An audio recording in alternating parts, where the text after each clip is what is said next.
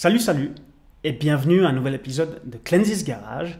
C'est un podcast automobile pour les passionnés comme toi, comme moi. Le but, c'est tout simplement de passer un bon moment ensemble à parler bagnole, quoi. Je m'appelle Manu et aujourd'hui, j'ai besoin de ton aide. J'ai besoin de ton aide pour me trouver une nouvelle bagnole. Une bagnole pour l'hiver spécifiquement. Et j'ai besoin de ton aide parce que je suis un petit peu perdu. Je ne sais pas exactement ce que je souhaite me trouver.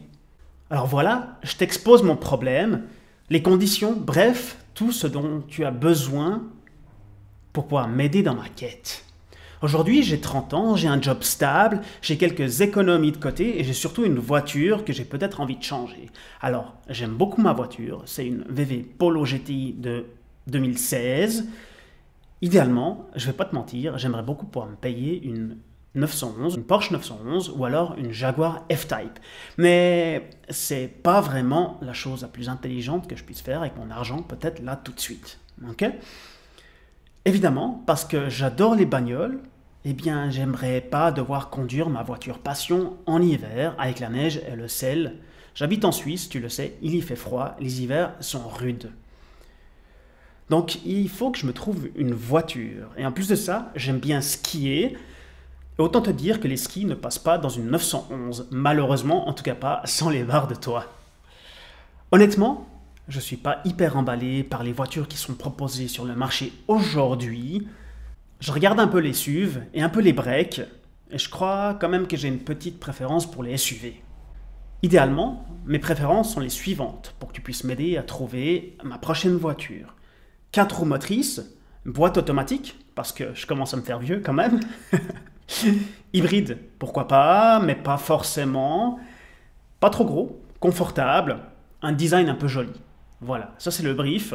Le budget, on peut en discuter un poil plus tard.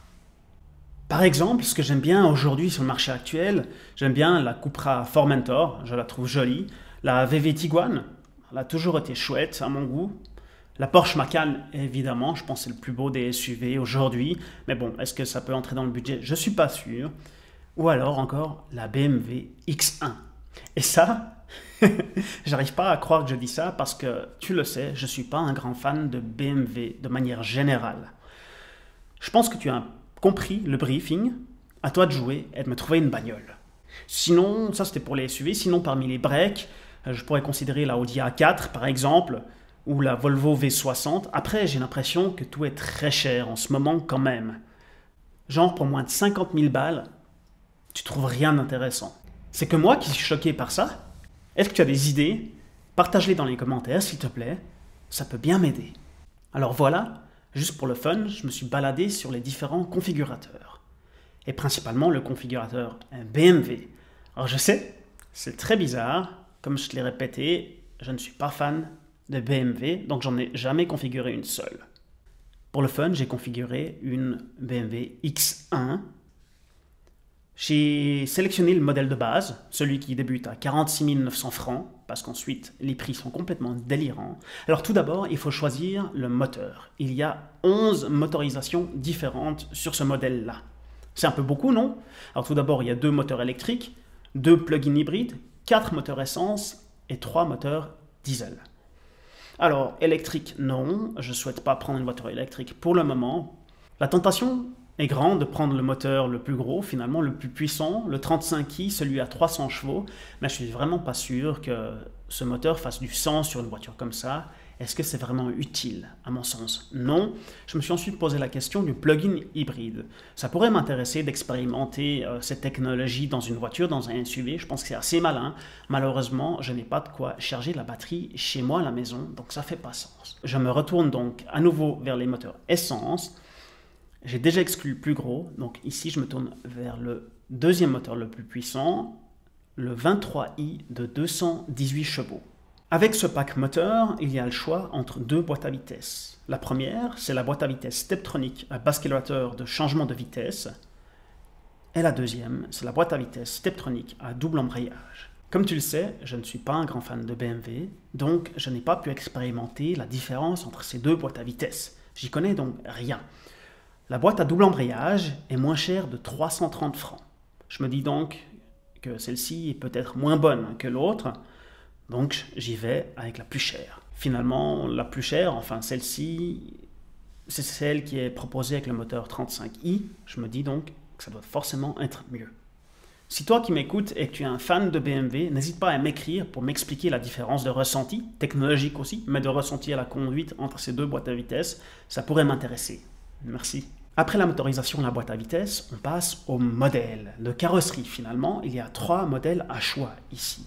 Un modèle de base, un modèle X-Line, qui est 3300 balles plus cher que le modèle de base, ou alors le modèle avec le kit Sport M. Ce modèle-là est 4550 francs plus cher que le modèle de base. Donc ici, je choisis le modèle X-Line, parce que le modèle de base, il ne me plaît pas. Le kit Sport M est un peu trop cher à mon goût pour ce qu'il apporte en termes de visuel, de design. Donc je prends le modèle X-Line. Ensuite, on passe à la couleur. La peinture. Ici, on trouve plusieurs options.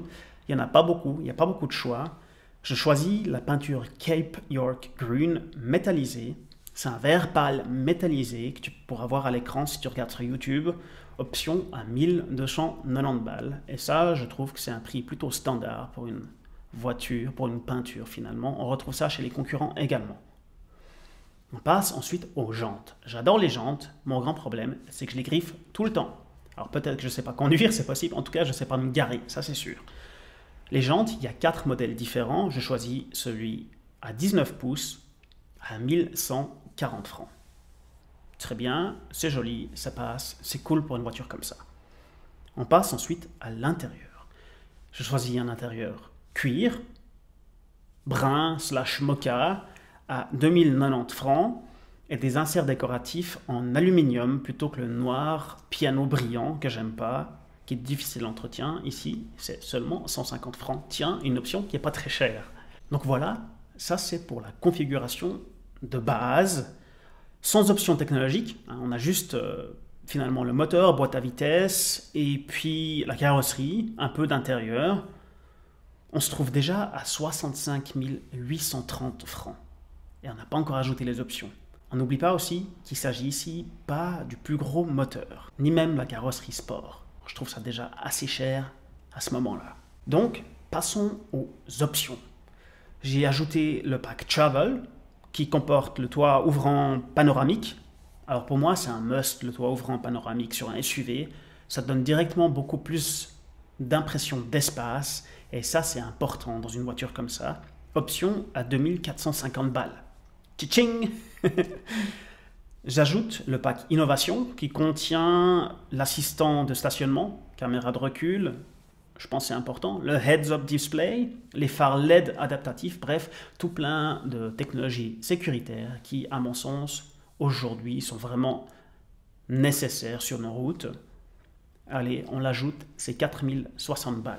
Et finalement, j'ajoute encore des roues hiver. Parce que oui, évidemment, j'habite en Suisse. En Suisse, il neige, il y a de la glace, il y a du sel.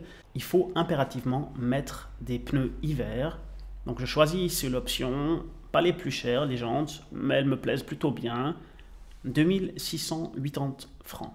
On arrive donc au prix total de ma configuration, qui est ici de 75 170 francs. C'est solide, très solide, peut-être un petit peu trop solide, enfin carrément même, je trouve ça très très cher. 75 000 balles pour une entrée de gamme chez BMW, c'est énorme, non? En tout cas, moi ça me fait mal au cœur. Est-ce que tu es du même avis que moi? Honnêtement, je ne me remets pas vraiment du prix affiché par ma configuration.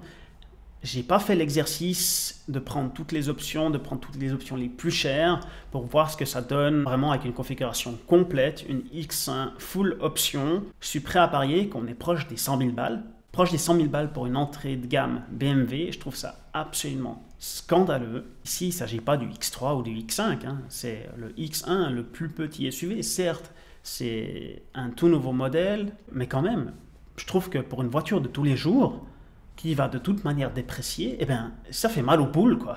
Ça fait vraiment mal.